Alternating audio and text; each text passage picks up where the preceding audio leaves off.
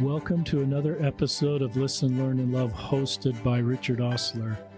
My guest on today's podcast, calling in from Texas, is my friend Nathan Smith. Welcome to the podcast, Nathan. Thank you, Richard. I'm very happy to be here. Nathan offered a wonderful prayer before we started. I've wondered if I should start recording those prayers, because those prayers are pretty tender, and it's kind of just that technology that Nate is offering that prayer in Texas. Do you go by Nathan or Nate? My family calls me Nate. Most people call me Nathan. Either or works, to be honest. Well, I'm going to call you Nathan in this podcast because you've got Nathan on Twitter, and that seems official to me. But just by way of introduction to our listeners, Nathan is LDS. He is 25. He's a student at college in Texas. We'll talk more about that. He's a psychology undergraduate. Talk about his career wanting to become a therapist. He served a mission in California, Fresno, grew up in the church in Texas. And that's really where I want to pick up the story in some ways, the unique mission experience that he had that he shared in a Facebook post. Nathan is pretty typical LDS person. After his mission, he stepped away, and we're going to talk about his journey on why he stepped away after his mission and why now he is kind of stepping back into the church. And Nathan is just unique. As I've followed him on Twitter and as I've read some of his posts, he has a wonderful feeling about our church, about the mission of Christ. But as we'll talk about, Nathan is not a round peg going into a round hole. He's a square peg, and his worldview is just a little different. He's straight, he's cisgender, so it's not an LGBTQ podcast, but it's just a podcast of a wonderful YSA, and I've met many that just don't quite fit the cultural narrative or quite fit in. And I love sharing these stories of someone who's different in a good way. And I wouldn't want to change Nathan, but I think if you're feeling a little different or feeling like you're a square peg sometimes, I think Nathan's story will resonate with you as just somebody who's really thoughtful, wonderful Christian trying to do the best they can. So anything I need to correct with that introduction, Nathan? No, I think you hit the high points there. So talk about, how long did you live in Houston? Because my wife's from Houston. I actually only lived there the first couple of years of my life. So I moved at like 2. I have some really early memories from Houston, like NASA and watching some hot air balloons, but that's about it. And then you grew up. Tell our listeners where you grew up. I grew up mostly outside of Austin in a town called Cedar Park. Okay.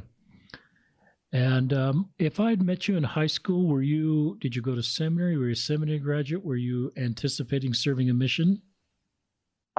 Yeah, I was kind of a weird Mormon kid even back then. I went to seminary every morning. In Texas, we do seminary very, very early. So if I remember correctly, it was 6 a.m. Each morning, which was awful. And I was that kid who would sleep through seminary every morning. But I was very passionate about church history, about Mormon thought in general, always reading outside of seminary. And so I was very much into the church, even though I was sleeping through seminary. And yeah, I had pretty much just the assumption that I was going to go on a mission until I was about 18 or so, when it moved from an assumption to something I deliberately wanted. And as it sounds like you were more aware of our history and trying to become well-read and searching for searching externally and internally for materials. Is that true? And did you feel like, compared to most men your age serving a mission when you got to the MTC, you understood a lot more about our history and our current issues and sort of a worldview? Yeah, just a little bit of my own history. I mean, since I was 13, I started sort of hitting the books, as it were, really hard when it came to religion in general, and especially Mormonism, for obvious reasons. You know, being Mormon and growing up Mormon, I just wanted to understand. And when I was 16 or 17, I had a big faith crisis, and I ended up working my way through that on my own. And it led me to a little group called Fair Mormon that I did a lot of volunteer work for from December 2011 to right up to my mission, March 2013.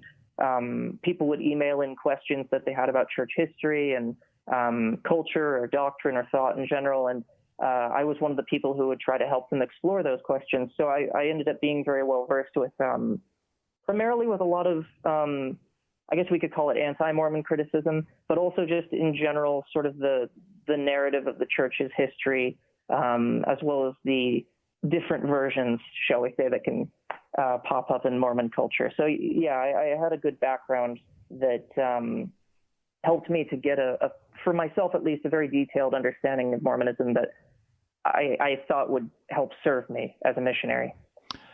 Were there many people at Fair Mormon pre-mission doing what you were doing? Yeah, I was a part of an email list of, I can't remember quite how many people. There were some people who were on the list who would just receive the emails to kind of follow the conversations. But I remember at least a dozen names, made some really good friends who are still very active in like groups like Interpreter, which is a journal going on right now. And I have a friend who's pursuing a PhD in Egyptology, and another friend who's working with Book of Mormon Central. So I got to meet like a couple dozen, shall we say, some really good people who are still kind of involved in the more apologetic side of the church. Talk about your faith crisis at age 16, 17. Most men that are sort of wondering about the church at that age and potentially stepping away, it's not usually a faith crisis because they come aware of our church history. It's more kind of, so I sense you really understood about our history or our current issues. And was that part of your faith crisis, or just kind of walk our listeners through the reasons and how you resolved it? Yeah. Funny enough, so all of my siblings are at this point ex-Mormon for various reasons. And I would say various good reasons that I think are considerable. And among those reasons, some of them are historical. Funny enough, though, historical issues have never really played a problem in my own life. They've never really triggered anything like a faith crisis. I've actually very much enjoyed the uncomfortably human Joseph Smith, mostly because I think that I can identify with the craziness of his life a lot better than I can with the untouchable saint Joseph Smith. The biggest struggles for me when I was 16 and 17 were actually twofold. One was the exclusive claims of the church.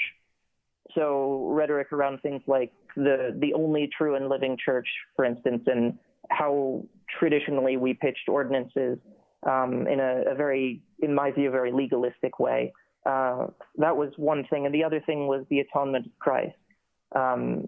A lot of our atonement talk comes from a very Protestant Christian background in ways that we often don't even realize. And that, in turn, comes from a very medieval understanding of atonement that focuses on God's wounded sense of justice, or a universal principle of justice that demands a kind of penal calculus, as it were. So someone, we've all sinned and mucked everything up here on earth, and there's something in the universe that's keeping tally, and so someone's got to bleed for it. So it might as well be the most innocent one. And to me, this was a very repugnant narrative. And obviously, this is a bit of a caricature of it. But that was something that really struck me. I remember actually very openly debating my dad and one of my sisters about it, very unimpressed with that particular interpretation of the atonement, and not really having any healthy alternative to that. So those were kind of the two biggest issues that actually working with Fair Mormon in part really helped me to explore, because it gave me a number of different perspectives, put me in contact with a number of different Mormon and non-Mormon writers and thinkers that helped me to broaden my views and realize that there are more options than just what I felt that I was seeing. You're a very good communicator, Nathan. You're a really bright guy. I think our listeners are picking up on that right now, and I've certainly picked on that, and very articulate and well-read, and I think it's a wonderful Christ-like attribute of you. How do you feel about the exclusivity claims that this is the only true and living church?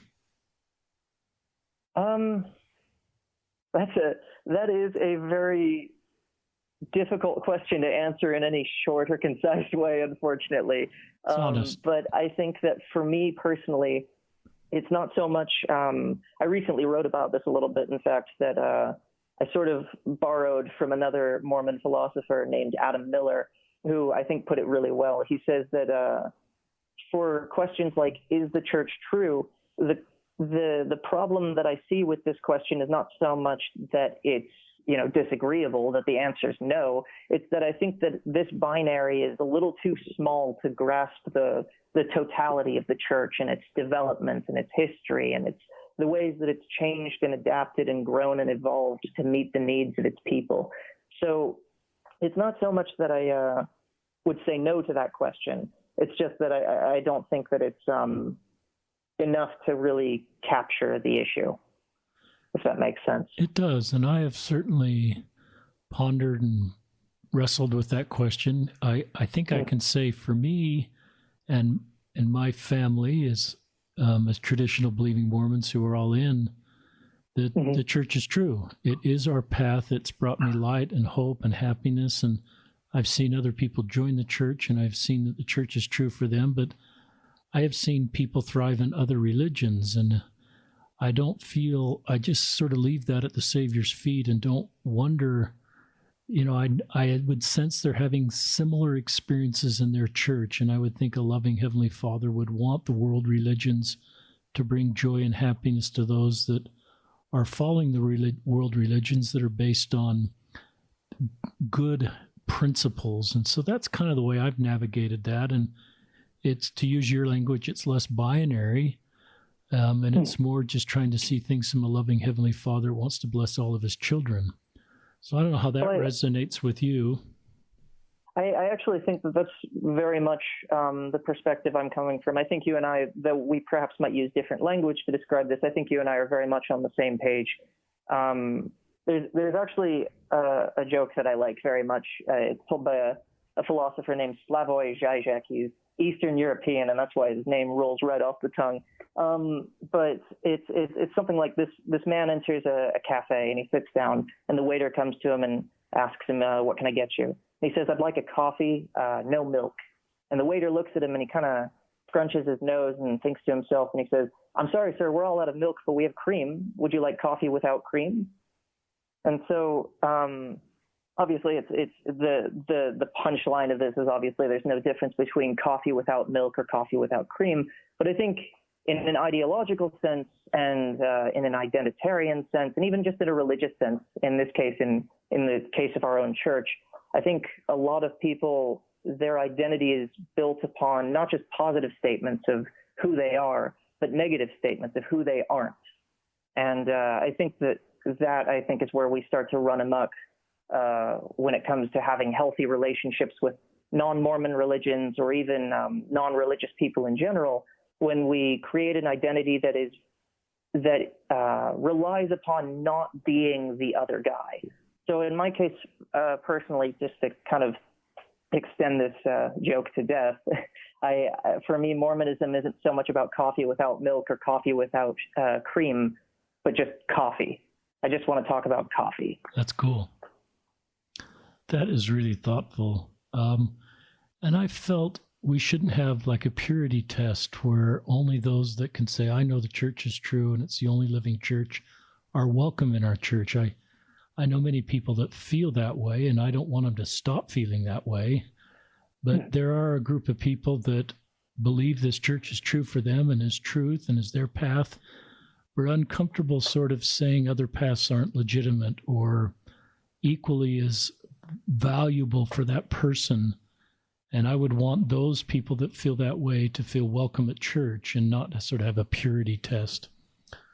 Absolutely. And I think we can do that and answer the Temple recommend questions and still see good in other religions.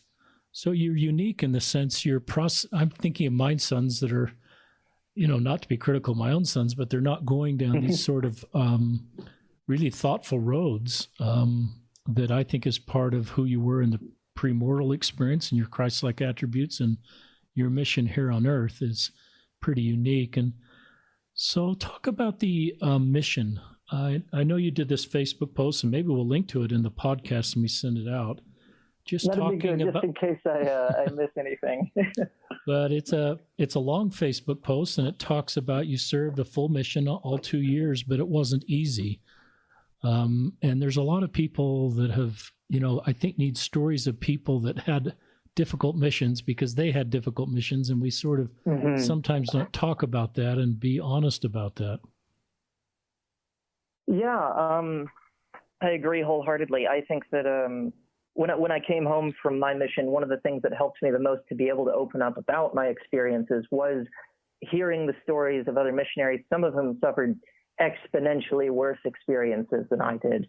And hearing them speak with the kind of courage that it required of them to speak to a community that isn't always the most interested in hearing these particular stories, that very much inspired me to tell mine.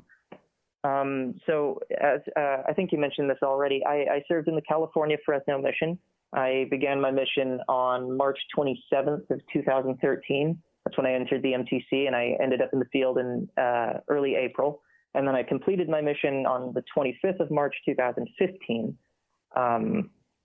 Since then, the California Fresno mission has split in half. So it's the California Fresno and Modesto missions. But mine was sort of the combination of, I think it's both of those put together was the mission that I served in. And you talk about it was difficult to fit in with other elders. And sorry, go ahead. Yeah, so share with our listeners, just kind of take us to the first 6 months of your mission, and just how you were feeling and not fitting in, and the tension, and maybe even your emotional health, and just how you're processing this. Absolutely. So the first shocking realization is that at 19, I was not ready to leave home. So I hadn't quite lived on my own before then. So going to the MTC and everything was sort of my first entrance into the real world outside of family. And for me personally, there was a good deal of homesickness. And I found that that was the most positively received struggle that I had on my mission. A lot of people in the MTC were very empathetic about that. I think that it's obviously not unique to me. So I had a lot of support from people who were very interested in helping me to feel comfortable enough to stay out in the field. But there were also a number of I think intellectual and we could say methodological disagreements between me and missionaries, especially in the first 6 months that unfortunately set the stage for the remaining 3/4 of my mission. Part of that, I think, was built upon the fact that for me personally, I had made it a very, how should I put this? For me, it was very important to understand my religion as deeply as I possibly could and to grapple with the difficult questions, including questions that may have only come from people who were perceived as just another anti-Mormon critic. I was very interested in making sure that I understood what I was doing. I didn't want to market a religion that I only wanted to be good and true and powerful. So I think that that created some divides, and I don't mean divides in the sense that I was so much smarter than everybody else, but divides in the sense that I ended up interpreting the church in much less absolutistic terms. I think that the mission program is very strong and very inspiring to a lot of young members of the church because it thinks in terms of black and white. It creates these very emotionally charged absolutes that can be very inspiring to a lot of young people. And it triggers this kind of sense of urgency where they go out and they invite people to be baptized or to at least take the missionary lessons, to come join us at church. And my own view is not necessarily quite as emotionally urgent.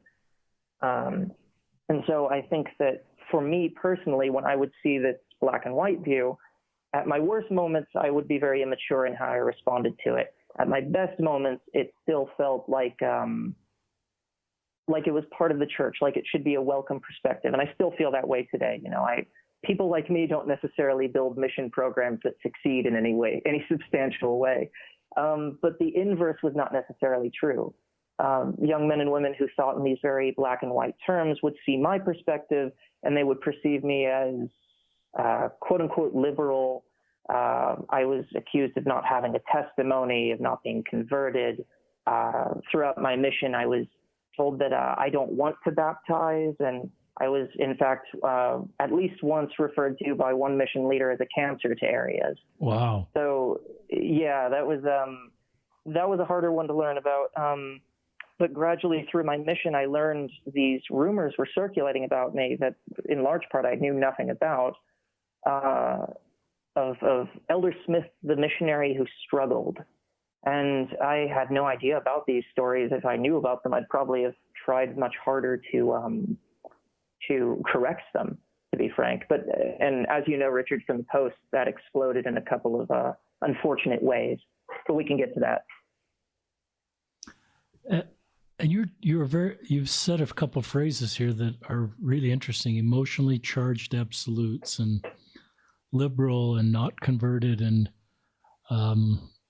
I would guess if you're serving a mission and all the work you've done with Fair Mormon and all the deep praying and effort you've done, you've been very, very serious about your religion, and you've taken this decision very seriously to serve a mission. It wasn't just sort of caught up in the tide of everything going on. And I think if you didn't believe, you would have not stayed very long. So I sense you're someone who is very committed and wants to do the right thing, but wants to be authentic with how they believe, and is just wired differently and in a good way.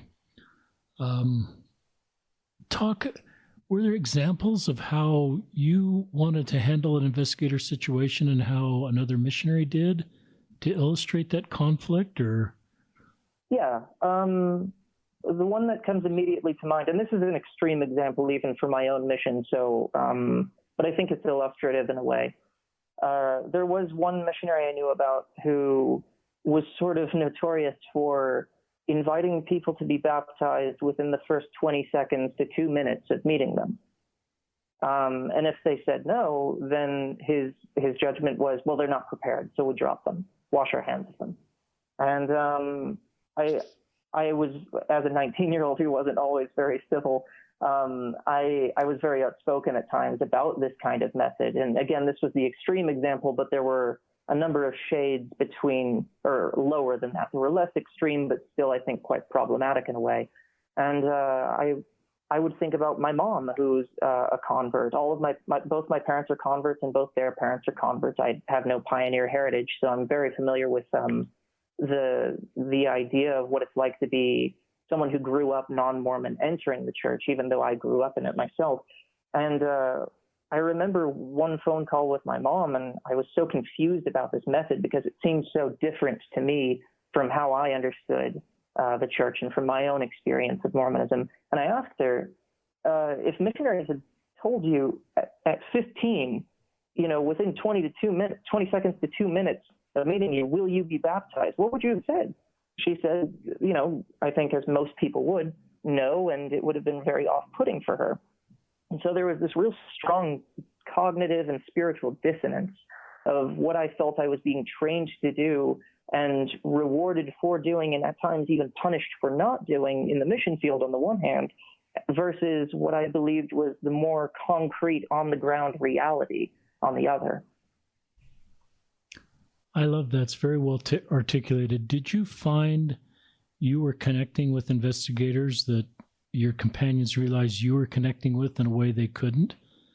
And did you Absolutely. do you want to share any of those where, because I'm guessing there's some investigators that maybe even talk to lots and lots of missionaries, and Elder Nathan Smith comes along and you connect with them in a way perhaps other missionaries aren't able to. Yeah, there's two people that come to mind, in fact. I'm sure I would like to think that there's more, but the first two that come to mind. One was when I first entered my area, when I got my trainer, and I entered my area. There was a part member family. The wife was a member, her daughter was a member, and she was married to a gentleman, very nice gentleman, who wasn't a member, and he had sort of he had been given the whole gamut by other missionaries who had tried very, very hard, harder than I ever tried, to be frank, to get him to take the missionary lessons. And I remember the first I met him, just sort of talking to the family, getting to know them, and I'm just some, fish out of water. I have no idea what's going on. I'm just scared and homesick, and I already feel the tension between me and much of the mission culture in general. And I just sort of got to let them know about me a little bit, about things that I had done as like an independent writer before my mission, and they got really interested in my life, and I just told them about myself. And I remember meeting, I think it was either the mom or the daughter that Sunday at church, and she told me and my trainer that that was the first time that her husband had ever had such a lengthy conversation with a missionary, that he had ever opened up that much to a missionary. I think that, while I said a little bit self-deprecatingly before that my personality is not the kind that builds very successful mission programs in the terms of quotas and numbers, I do think that my willingness to talk to someone without a goal in mind, to talk to someone without valuing that conversation upon whether or not they join the church or take the lessons or commit to be baptized, I think very much warmed this man's heart. And about a year later, he was baptized by my trainer. I was unfortunately unable to attend that baptism, but he was baptized, and I believe he was sealed to his wife about a year or so afterward. They came and saw me off at the end of my mission as well. I consider them good friends. That's a great story. I was just going to say that's just one example. Any other examples? That is a great story. That makes the whole mission worth it, Elder Smith. Absolutely. They're good, lovely people. I miss them very much. I think they took very good care of me. They sensed my homesickness, and I think they sensed a lot of my own feeling of being adrift in mission culture, basically, of feeling like I don't belong, let alone, don't fit in, let alone belong. And, they were very helpful to me in that regard. But there was another gentleman about halfway through my mission. I was living up in the mountains outside of Yosemite National Park, a beautiful area, one of my favorites, in part because it was so isolated from the rest of the mission that I could just be the little mountain hermit that I always wanted to be. But there was a gentleman who was, he was in the official terminology, he was an investigator. I think in a more realistic description would be that he was just very fascinated by missionaries. He was a very evangelical person. He was a very passionate believer in Christ, a very passionate Christian. This is the kind of guy who would take his own son up into the mountains alone with him and baptize him himself with a very passionate spiritual experience. That's the kind of guy he was. And he was also very well read. So he knew the whole, pantheon of modern biblical scholars, New Testament scholars, Hebrew Bible scholars. And I was also very familiar with a lot of these names. So we would have these real lengthy conversations about scholars we both enjoyed. Lengthy conversations that I would hope benefited him, but also which benefited me. I remember, in fact, one of those conversations quite pivotally shaped my own view of priesthood within our church, from a gentleman who was not at all a Mormon and, not at all interested in becoming a Mormon, was very ecumenical. He was very positive toward other people who were seeking after Christ.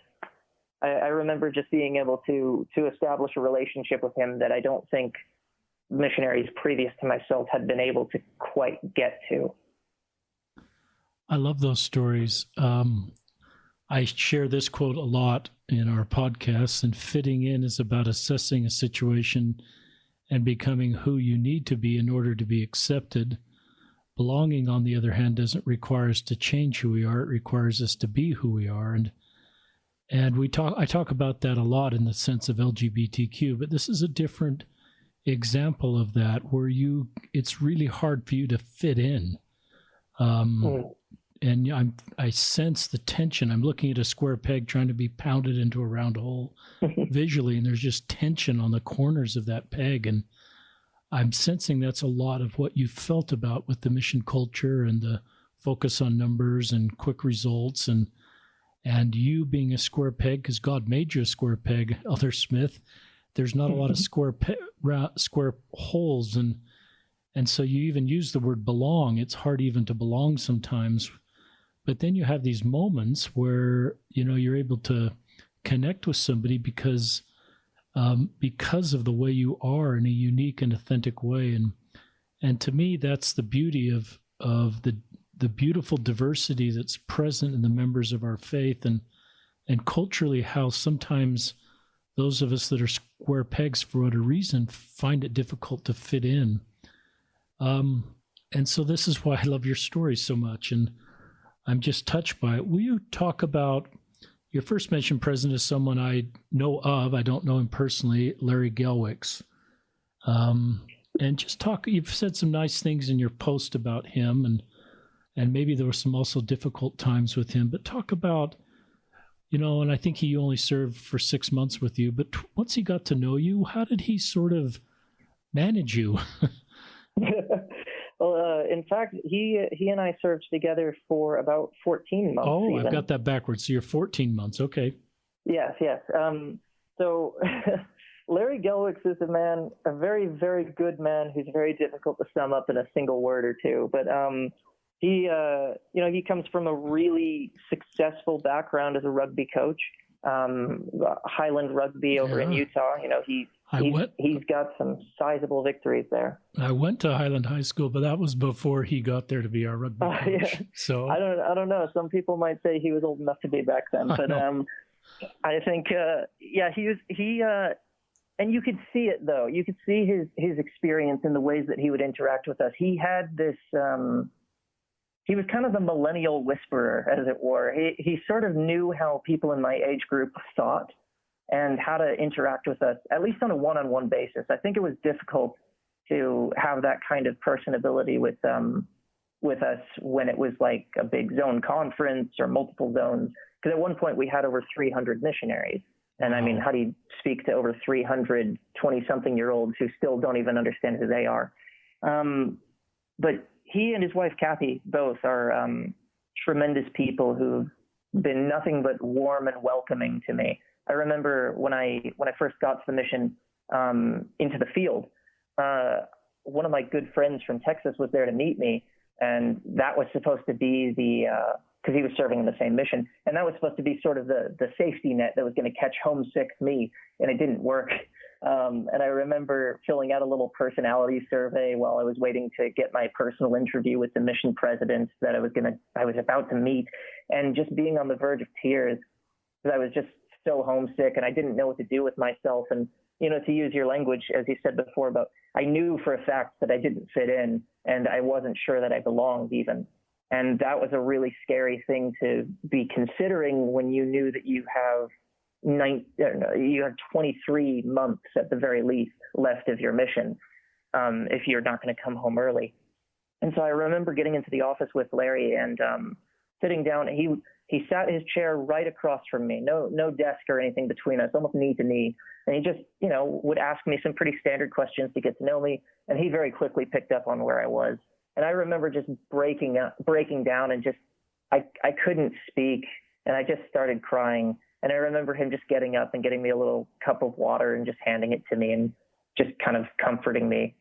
And I wanted so badly to try to articulate to him where this discomfort was coming from, and I failed so abysmally to do it at that time. But I remember just feeling very confident that if I was to speak with this person again, that he would hear me, that he would honor where I was coming from, that there wouldn't be an ecclesiastical filter, as it were.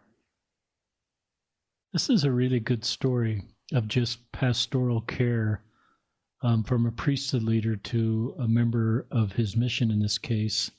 That's very intriguing to me. And it seems like a great success story. Talk about just these next 14 months with President Gelwicks. And it sounds like in this first visit, he picks up some things, but I'm assuming this relationship evolved over the next year plus. Yes.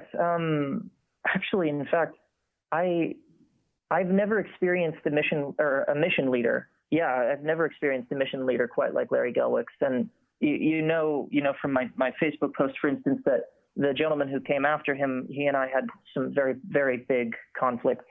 So I think that serves to emphasize just how much of a good relationship I had with Larry.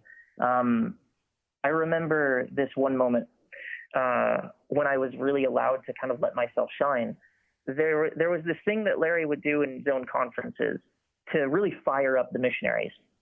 And he had like his favorite go-to stories and phrases and ideas, and they were good. But there was this one that kind of troubled me a little bit. And I can't remember it word for word, obviously, but it was something along the lines of, God is not some amorphous, unembodied, distant cloud in the sky like most of the Christian world seems to believe, or most of the Christian world believes. And it was that last part that I took a little bit of issue with, that most of the Christian world believes, because I knew from experience that there's a lot of the Christian world that doesn't necessarily believe in a remote, very punitive, very disapproving God. And I remember having a private interview with him, just one of the regularly scheduled ones. And he said, "Do you have any correction for me?" And I was partly nervous, but also had that very millennial brashness of being like 20 years old and ready to tell everybody what I thought. And I just kind of brought that up with him. And I said that I feel like it can potentially foster an unhelpful us against them mentality that I think will only cause more damage than good as to us as missionaries. And he said, "You know what? I agree." And we talked a little bit about the us against them kind of spirit that was troubling me in our own mission field. And I remember after that conversation, a zone conference where he pulled out again this same phrase and this distinct absence of that ending part, like the Christian world believes, that he had dropped that off. And I felt very heard because of that. I felt like a mission leader had actually heard me in particular, as opposed to just sort of going through a motion of, I'm going to make you feel like you're a part of the gang by asking you if you have any correction, and then I'm going to forget it afterward. You know, that simple story brought tears to my eyes. That a mission president with all that, you know, the keys, the standing, the experience, he's a seasoned business executive, an successful rugby coach. I live in Salt Lake City. He's a well-known, you know, person here, but he asked you, you know, what suggestions you have for him. The humility of that really touches me, but more importantly, he listened and he implemented your suggestions, and he was teachable. And that is such a beautiful principle that I've tried to honor, that, you know, millennials, people with less maybe world experience or business experience, may have insights that will help me be a better disciple or help me be a better YSA bishop. That's a pretty powerful example. And I think you helped him, and I think you helped the whole mission. Others examples of Larry Gelwix and his wife, and just helping you feel like you belong the way you are in this mission. I want to sing some praises for Kathy Gelwix as well. She was really pivotal in helping me to maintain a lot of what I didn't know at the time was very heavy depression and anxiety. She's a person who, as far as I understand, has been fairly open about her own struggles with depression. And as part of that, she was sort of the mental health guru, as it were, when it came to us missionaries. I had a companion who suffered through a depression that required therapy, some pretty intensive therapy, in fact. And the question of whether or not he might require some medication to help him manage with this condition also came up to mind. And I remember watching him read these very interesting books on how to more productively manage your emotions, not from like, just any old self-help guru, but from actual psychologists and practicing therapists, and hearing that he had gotten these books from Kathy Gelwix, and knowing from experience that she had given each area this CD called the Relaxation CD that was basically a bunch of body meditations. Wow.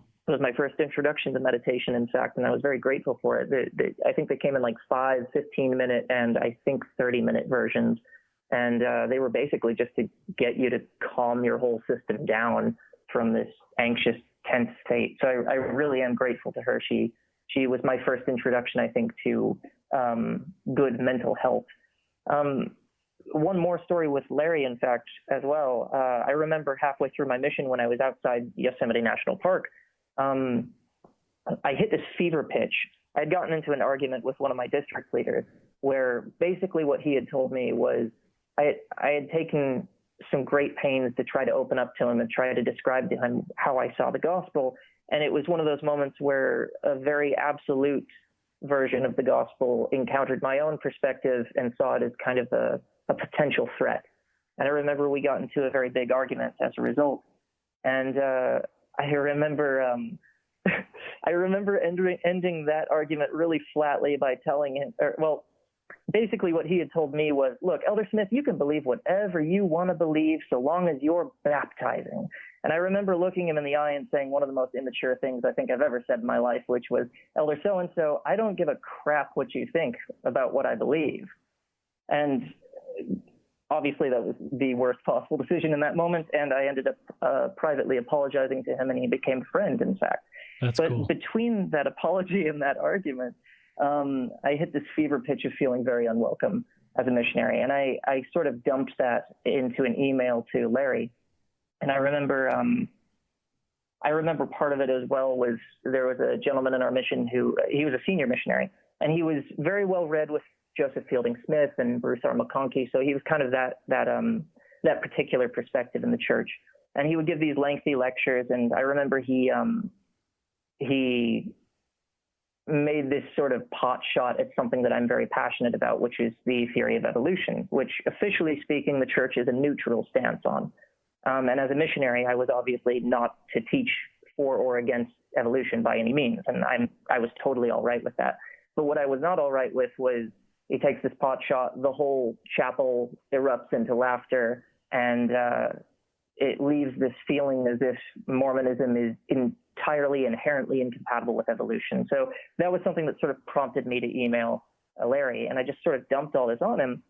And after a few emails back and forth, I think he finally got a grasp of who I was and where I was coming from. And I remember him just having these very, how do I put it, down-to-earth conversations. In zone conferences, he could be very grandiose and very, he's got that big language of inspiration and the like when he's talking to a bunch of missionaries. But when he was talking to me, it was just very practical advice. And one of them was to develop a sense of humor, which is absolutely something that has saved my skin since then. But I just remember him taking the time to really get to know me and to speak to me in my own needs, as opposed to trying to pull me into what he may have very likely have wanted me to be as a missionary. I'm really touched by that story. I'm touched by one of the phrases you used to describe him as very connected to millennials. You had a better phrase there, but just that even though this, mission president is not a millennial, he had, I don't know if this is rugby coaching days or just the way he's wired, he had a way to authentically connect. And I love this sort of duo skill set he has, the zone leader, maybe that's the head coach and the creating a vision, but then he has this one-on-one ability to minister and listen and create space and give you a feeling like you belong, and just the opposite, you don't feel very welcome, you feel welcome. It's just, it's a very, and sometimes, it's just a interesting thing for me because I want to scale that. I think that the principles he's using there in that mission for you, I hope all local leaders and parents able to see some skill there, because here you are. We need you in this mission. You're going to reach people. You're going to teach companions things that no one else is going to teach them. I think that's what Elder Galwix is concluding about you. Now I've made him elder from president. That's all right. And your ability to help people come unto Christ through our church. So I'm thinking of what he's done here and how to scale that for other leaders, because we want people like you to stay. Absolutely. We need people like you. You can help us become the church we need to become and reach people that no one else can reach. And I think God's made you a square peg, so to speak, in a really good way. Any more thoughts about Larry Gelwicks or missionary companions that were helpful and created go ahead and answer that. Yeah, certainly. To your point, in fact, about scaling, because I agree wholeheartedly. I would very much like to see the same kind of spirit that inspired Larry Gelwicks to be universal in people's experiences in the church. And I think a big rule of thumb of that is there's a saying from Confucius that ideas do not make people great. People make ideas great. And it's this sense in Confucianism that what's most important is not the ideas, but the people. And I think that the inverse of that is what sometimes causes mission leaders, mission presidents, and the like to feel the need to cram their missionaries into this idea of what the ideal missionary or the ideal Mormon is. And I think in Larry Gelwicks' case, he was willing to see that, look, ideas can be useful tools, but what matters most is the people. That people are what make these ideas great. And I think that that's the general difference between a church that focuses very much on correlation versus a church that focuses on community. Another really great example of this was a very good friend of mine, a companion of mine. He was at the very end of his mission when he met me. I was his last transfer, and he was his own leader for a long while actually. And this was about halfway through my mission, and obviously at the end of his mission. And I remember him telling me these stories that zone leaders would share about me. And this was part of how I learned about a lot of the nasty rumors that would circulate about me. And it was a story about the time when I was in Yosemite, which was about a quarter of the way through my mission. And I think the zone leader who was presiding over me at the time was sort of just kind of gossiping about me to this other zone leader, the young man who would become my companion. And he said, "Oh yeah, Elder Smith, he's really struggling right now." And I really, to this day, still don't know what he meant by struggling at that time in Yosemite. I was happy as a clam. But this missionary who became my companion, he told me, I remember hearing this and seeing all these people, think like, "Oh yes, Elder Smith, struggling. And thinking to myself how much I just wanted to go meet you, and not to fix you, just to meet you. And I very much wish that was the approach that other missionaries had taken with me, because while I understand that I was prickly and I was critical of a lot of people, I wasn't a villain, and I certainly was not a cancer. And I think that people would have found that, just like this companion did, especially his realization when he was telling me this story, by just coming and speaking to me. He was a tremendous example to me of genuine, heartfelt Christian discipleship, and I'm very grateful for him and the time I got to spend with him. What's his name? His name is Blake. He is, I think, in Georgia now. I think he's actually working toward a PhD. Wow. I love those stories. Talk about one of the things that I think triggered this Facebook post was the change in policy to be able to come talk every week with family. And obviously you were on the policy where you didn't talk every week with family. Yeah. Talk about how that would have helped you and how you weren't weak because, you weren't, just how that would have helped you. And it's not that the church is adapting because missionaries are weaker. It's just the church is adapting because it helps missionaries be better. Yes, I think that that's hitting the nail right on the head. In fact, it's difficult to describe, I think, in too broad of terms. But for me personally, I know for a fact that a lot of the struggles that I had, and in fact, a lot of the mistakes that I personally made, would have been much more effectively mitigated had I had more continuous and constant access to people who were older than me. When you're a missionary, you're just sort of lost and alone with a whole bunch of other 20-something-year-olds. And the difference between the rest of, missionaries is not so much how mature one is over the other as much as it is how good one is good is at pretending to be mature. And, we didn't have the kind of adult experience that a Larry Gelwicks or a Kathy Gelwicks could bring us, or that my mom or dad could give me. If I had told my dad the following Monday the response I had given, this stressed out response I had given to this district leader, he probably would have laughed at me. Whereas I would have spent 2 weeks fuming, feeling, like I was feeling righteous indignation. I just needed someone to point out that life was just not that serious. And Larry Gelwicks was very helpful in that regard, but I only got to speak to him very briefly through emails once a week. So, this increased communication, I think, allows us to bring the support systems that we can cultivate back at home with us into the mission field. And I don't just mean support systems in an emotional sense, though I think that that's absolutely critical as well, but support systems in a developmental sense. You learn by having people who know better kind of point out what you're doing wrong every now and again, offering you correction. And there's obviously wrong ways to do that, but there's a lot of right ways to do that. And when you cut off when you cut off those relationships altogether, or even just let them trickle in through just, little short emails for 90-minute windows once a week, then you really end up cutting off some very critical lifeblood to missionaries. And I'm very grateful that the church has made this change. I think that it's something desperately needed in some places and just very much needed in general.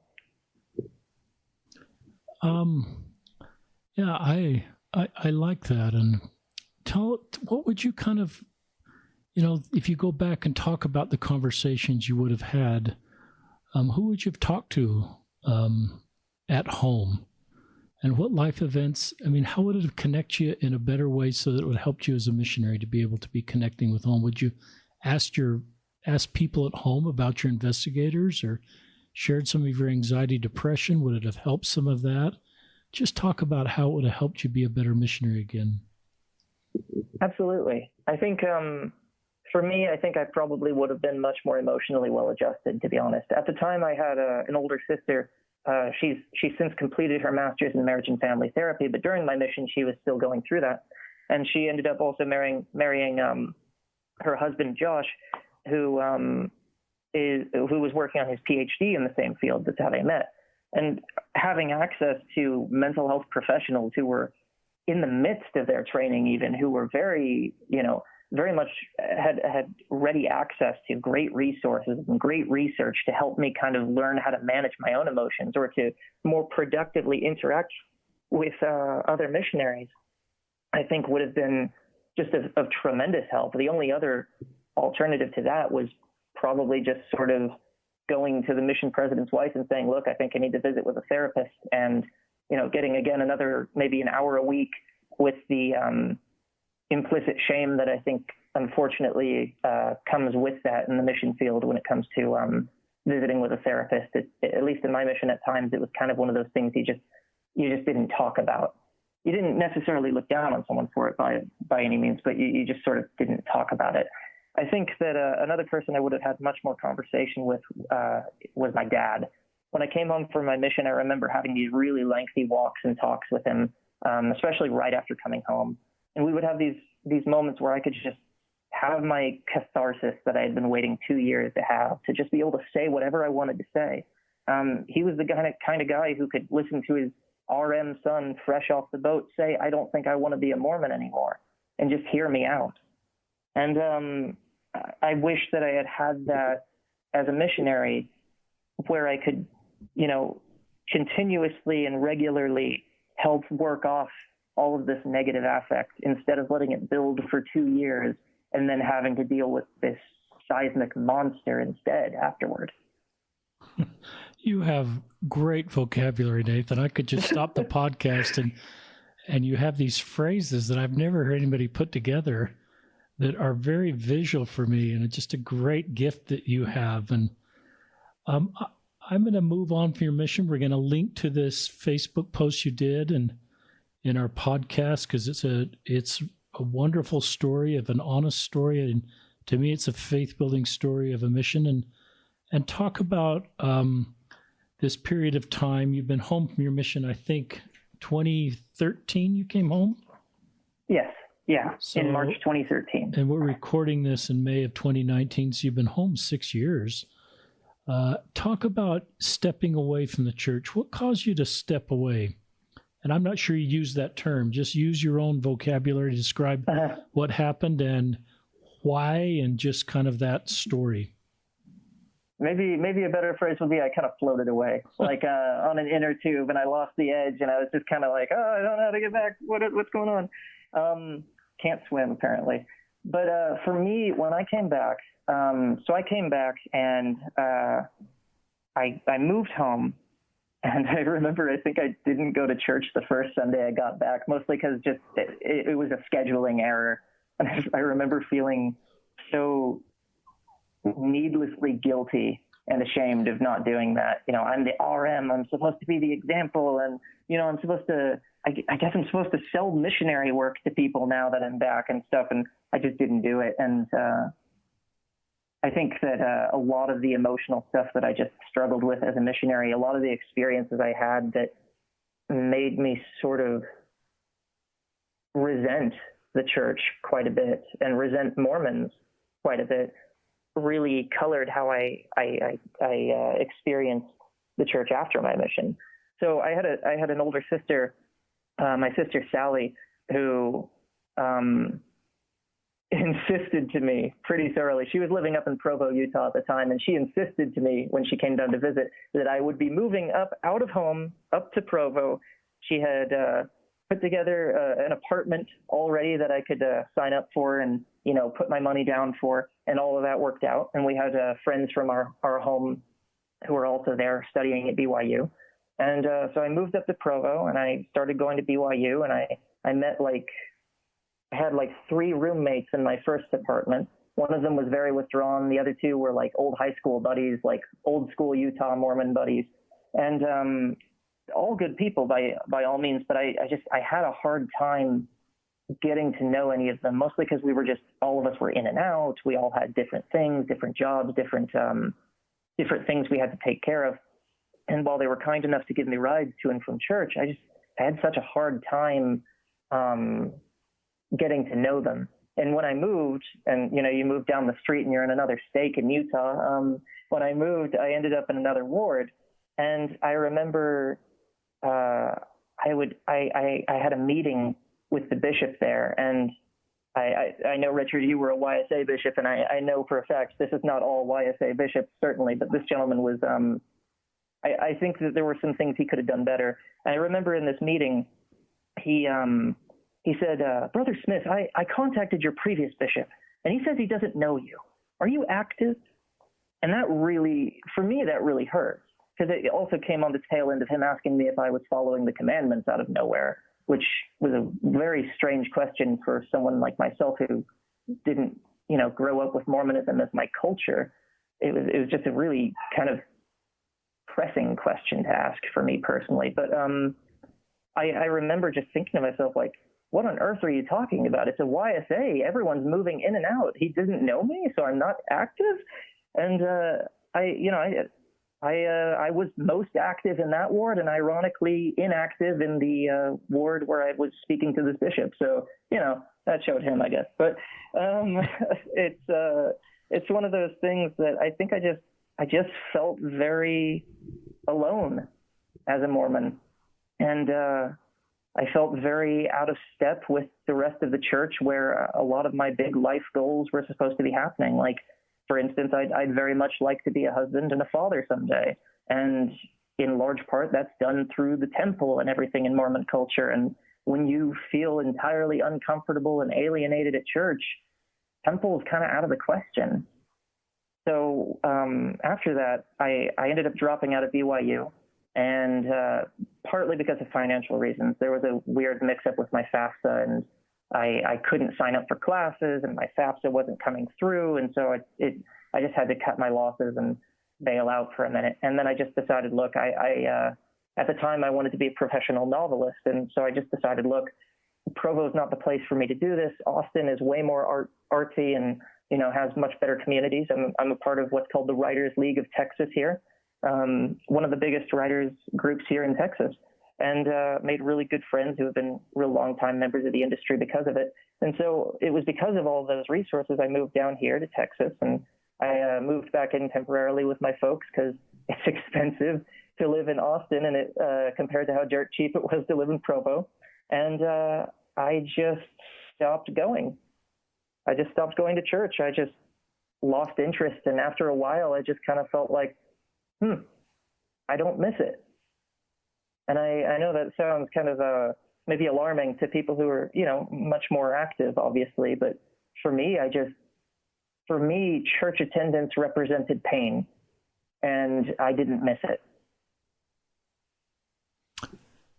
Church attendance represented pain, and I didn't miss it. And you used this term before we went live, social alienation, to describe your Sunday experience. And I've just learned to honor how people feel, Nathan. When people tell me that now, I've felt some of that myself, not to the degree you have, but I recognize that the Sunday experience for believing members can sometimes, they don't fit in and they don't feel valued, and their voice doesn't seem important, and their perspective and their worldview. And, and so the culture can be very difficult, and I don't fault you. This is how you felt. How could I say you shouldn't feel the way you feel? I think the agency kicks in is, what are you going to do with how you feel? Because I don't think, that's, to me, your lived experience. And I can't sort of say, well, really you felt that way, or you shouldn't have felt that way, or you misread that experience, and sort of you have to spend the next 5 minutes telling me, yeah, I really feel this way. And that doesn't seem fair. That just adds to your burden. But to validate how you feel seems like a pastoral principle of ministering and saying, wow, that's painful, and I honor how you feel. And so I've certainly learned to listen to stories of people that have, had these kind of experiences, and honor those experiences. And I have great respect for everybody on their journey. And some days, Sunday is not emotionally healthy for some of our members, and it's triggering in it. And I think we need to look inward to see how can we improve the experience at church so that people can belong and we can create space. And the body of Christ, I love Corinthians, where it talks about the arms and the hands and the eyes and the feet. I'm not sure it talks about everything, every part of the body, but every part of the body is needed. And Elder Holland talks about the choir, and his choir doesn't have altos, it has sopranos and tenors, and that creates a beautiful harmony. So if you step away, we're missing part of the harmony that's needed. It's the harmony that was present in President Gelwick's mission, as you reach people and brought, insights into other missionaries. I'll bet other missionaries ended up turning to you for complex situations of investigator situations. Like, well, Elder Smith will know what to do, or he'll have some ideas here. And so we've lost you from the body of Christ during this time, and I honor that. Talk about why you decided to, whatever vocabulary you want to use, to just say, I'm coming back, or I've come back, or I'm considering coming back. So bring us up to speed on where you are right now. Yeah. Well, for me, there's two sides of me right now on this issue, because right now, as I've told you, I'm attending my parents' ward off and on here, and just kind of sort of feeling my way through that. And part of that was because, and I'd very much like to give a shout out to her, an LDS artist named Megan Geilman. She's a photographer. She does this collection called Works of Translation, and you can find it at worksoftranslation.com. And she does these staged photographs, these really beautiful, very intricate pieces. And one of them that was my absolute favorite, the one that attracted my attention the most, was it was titled Joseph's Book of the Dead. And it depicted, kind of inspired by the Book of Abraham and the funeral papyri that had inspired the Book of Abraham. It depicts Joseph sitting across the table from a man dressed as Anubis, and he's having his heart weighed against this feather from the god Maat, who symbolizes truth. And so it's this idea of having Joseph's very inner core weighed against truth. It's this image of self-exploration and introspection. And I remember looking at that and feeling its very distinctly Mormon flavor, and kind of having a moment of introspection myself. And I realized that Mormonism is very much a part of my DNA, And yet it was also something that I had sort of dissociated from. And I had never really come to a firm decision on it as to whether or not I want to be an ex-Mormon or whether or not I want to be an active Mormon. And I felt that absence of an answer. There's a Zen story I really like about these that I think illustrates this very well. There's these two Buddhist monks who are walking along this road, and they find a woman who's sort of blocked by this very large, very deep mud puddle. And one of the Buddhist monks offers to carry her over the mud puddle. And in the laws of the monastery, it's very strictly forbidden to even touch a woman. So he picks her up and he carries her across the mud and sets her back down and sends her on her way. And his companion is just fuming at the whole thing. For the whole walk, he's just, ruminating in his head. How could he do this? What's wrong with him? Is he even a monk? And he finally, erupts at his companion and he says, how could you carry that woman? We're not even supposed to even really look at women. How could you carry her? And the monk who carried the woman says, I left her back there. Are you still carrying her? And I think that for me personally expresses very much my own feelings about my mission that made me feel very alienated as a Mormon. I had left all of those experiences in California, and I realized I was still carrying them. The alienation that I felt from a lot of members was not necessarily me responding to these particular people, but me responding to this or that zone leader or district leader or this or that other mission leader who had perhaps been less than caring or less than Christ-like with me. And it was that moment of introspection that made me curious to see if the me now, the me that had time to process these experiences and to learn a number of methods of cultivating emotional intelligence and maybe a little bit more mature spirituality, if I could get anything out of being a Mormon. Even if I can't fit in, and I've known that I've always had a very complicated relationship with the church, and I think that will probably be the same way throughout my entire life, I wanted to know if I could belong. And so I'm in that phase of trying to feel my way forward and see if there's a place for me in any Mormon community. If I were your bishop or your friend or your parent, or if you had opened up to me, and this is kind of for other local leaders or parents that, are hearing a story and your story resonates with them and they're saying, I want to do the right thing so you belong here. What could I do, or what helps you feel that you belong? I think just getting to know me. I think that there's a sense in which we feel that being a good Latter-day Saint means defending the institution and defending this culturally agreed upon image of what the ideal Latter-day Saint looks like. And I think that can be tremendously alienating when we're trying to talk to people who may not feel very welcome, or at least may not feel like they fit in. I think that one of the biggest helps can be to set aside and I recognize that this is very difficult and I'm not good at it either, but to set aside what you believe should be done, set aside what you believe this person should be, and try to get to know them as they are, and to trust them when they speak. I think that there's, when we deviate and exceed this ideal image of what the best Latter-day Saint looks like, I think that there's a sense of anxiety that comes with it, and we feel like we're transgressing or even sinning. And I think that that kind of poisons how we listen to people, where we stop trusting them, where we think, oh, well, you don't really have these questions. You're just kind of, you're not praying enough. You're not reading enough. Perhaps you just want to sin, in the more extreme cases, obviously. But I think that just listening to people with trust, being willing to hear them out instead of being the one monk who's so very angry for you doing something that they don't understand, I think that that's the best way. Integrating the person instead of trying to get them to integrate the church.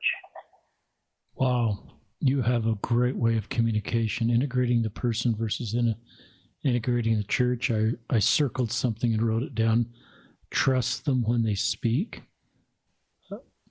just very, very insightful stuff, Nathan. And I realize, you're 25 and I'm 58, and I just think what the next, 30 years will do and what your role will be and your ability to help others. And, when I meet somebody like you, I just want to kind of wrap my arms around you and say, I hope you can stay because we need you. And you can help us become the church we need to be.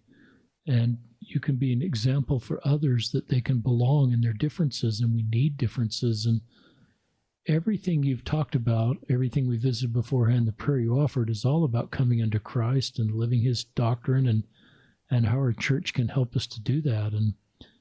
And I think there's and just the insights that we all have on best how to do that. And it doesn't have to be one monolithic approach, but it can be beautiful in our beauty in our differences. One of your gifts is to bring all the good you're learning outside of our church and the additional religious scholars you're studying, which I think is healthy to bring further insight into the restored gospel of Jesus Christ, and that is very helpful.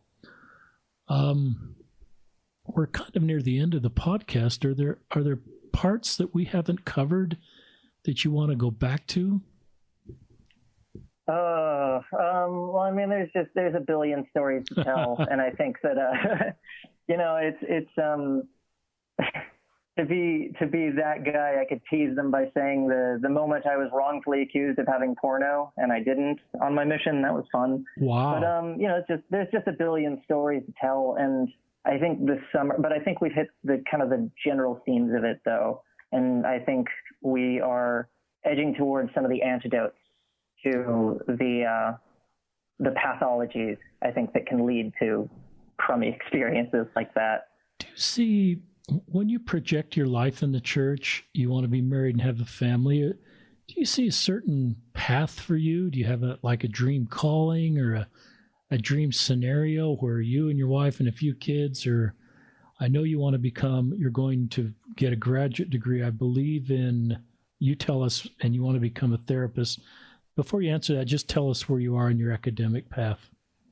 Yeah, I'm slowly but surely making my way through a psychology undergrad with my mission, and I took a couple of years off, in fact, to be an independent novelist, and I wrote 4 novels as a result. I just sort of have a bit of a late start, shall we say. So I'm working through that, and I have some intentions of going to grad school after undergrad. The plan right now is to get a degree in a master's in marriage and family therapy. But that could change because the biggest goal is I'd like to be a therapist in some respect. And I think you'd be a great therapist. So thank you. Thank you very much. You have some incredible interpersonal skills and some credible way to draw stories out of people that I think you be a great therapist. You'd be a great religious scholar. You'd be a great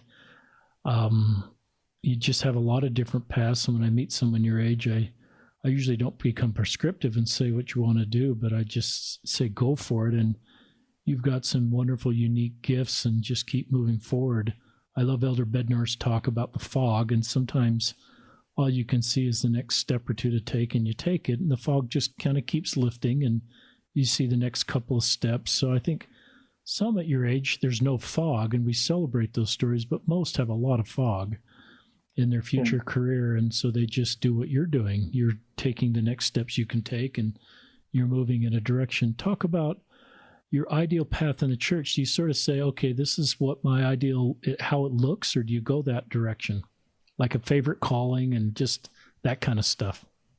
Well, I'd like to aim humble. I think maybe apostle or prophet would do. Just, God King of the entire church would be all right with me. I mean, if you ask certain people. But for me, I don't know. I've always, I've had some of the most negative experiences being an instructor in the church, and yet I love that calling the most. There was the mistake made once of making me a gospel principles instructor, and that was just a nightmare that I loved every minute of. I just love teaching, and I love sharing, and I'm getting better at cultivating conversations in a room instead of just sort of doing what I tend to do, which is sort of don my professor's suit and just begin my dissertation presentation on this or that topic. I love to teach, and I love to hear other people, what their insights are from, things that we're discussing. I am getting better at understanding that people may, in fact, be in possession of things that I don't already know. And instead of just expecting people to assume that I know everything that they don't already know. And I really like that. So I think I'd like to be an instructor in the church, and I have some vague feelings about being a temple worker of some kind. I very much enjoy the temple. I'm very pleased with the latest changes.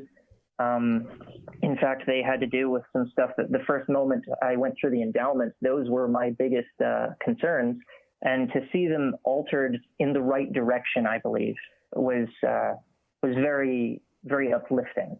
And I know that there's a lot of mourning that goes on among a number of women in the church who have been making that suggestion for a long time and being sort of, disregarded or even belittled. And now it's revelation because it came from the authority figures. And I have a deep love for the temple. I think it's messy. I think it's trying to express something really beautiful. And as a writer, I totally get the idea of, I have this big idea and I don't know the words to say it. And I need to go back and edit this. And I need to go back and say it a different way.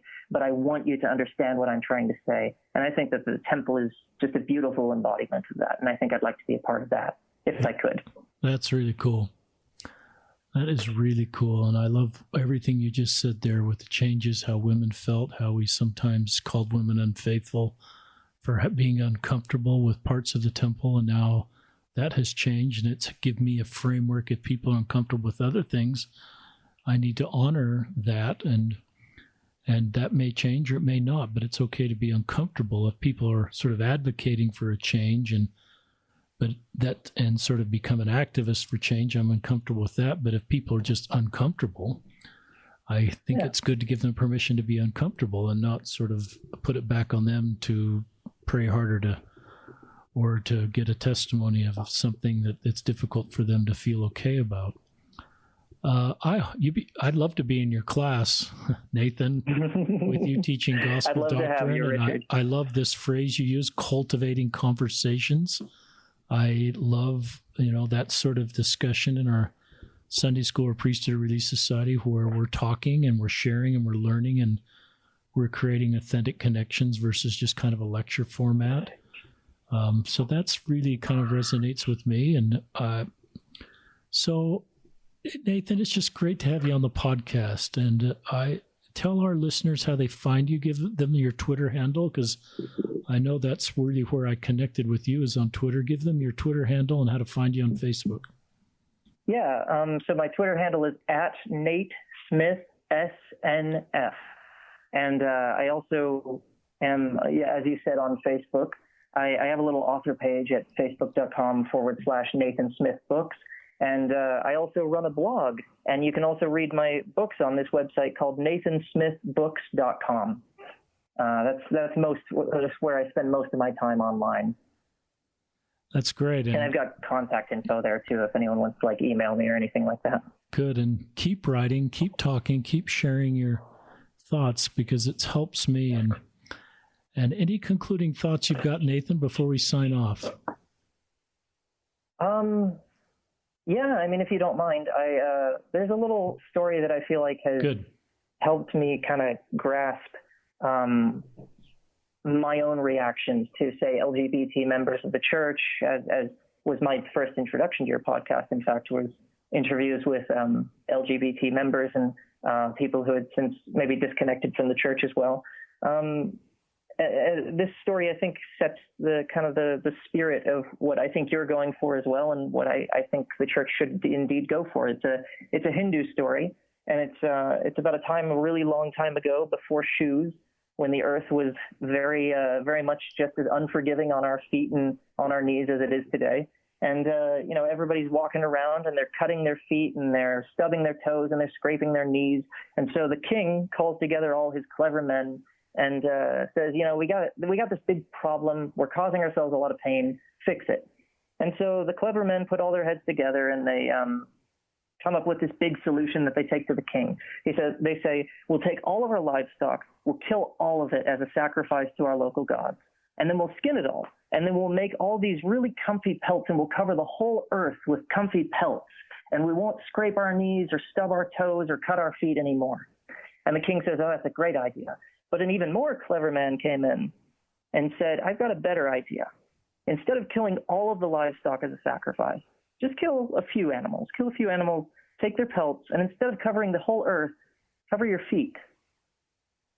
And I think that is the spirit that we're proceeding in. Instead of attempting to change the whole world around us, we are doing what I think Christ would have us do, which is changing ourselves, trying to become a more welcoming community to people who have felt most alienated, including our LGBT siblings, our people who have felt, pushed away by historical issues or theological issues, or even just social issues within the church. I think that if we're going to become the kind of church that Christ would like us to be, it's going to be by way of that introspection and that willingness to look at ourselves first, to pull the plank from our own eyes so that we can then see clearly to help our siblings with the splinters in their eyes. I love that, Nathan. I love the visual you just created with the words and the thoughts. So you have a gift of communication and visualizing things in my mind. It's one of your Christ-like attributes. We talk about Preach My Gospel, chapter 6, and some of that comes hardwired with us, and you have some of that. But I love when I meet someone like you, just my encouragement to use these Christ-like attributes and these gifts and skills you have to bless humanity through your future, if you become a therapist, through your work in the church, and through your role as a husband and father. And would just be fun to watch your life. So thank you, Nathan Smith, for joining us on another episode of Listen, Learn, and Love, hosted by Richard Ostler. Thanks to Tom Garbett, our producer, who puts all these things up. Appreciate Tom. And Tom and others encourage me to remind you to rate our podcast. I think that helps people become more aware of it. And so anything that our listeners can do to share these podcasts with others is much appreciated.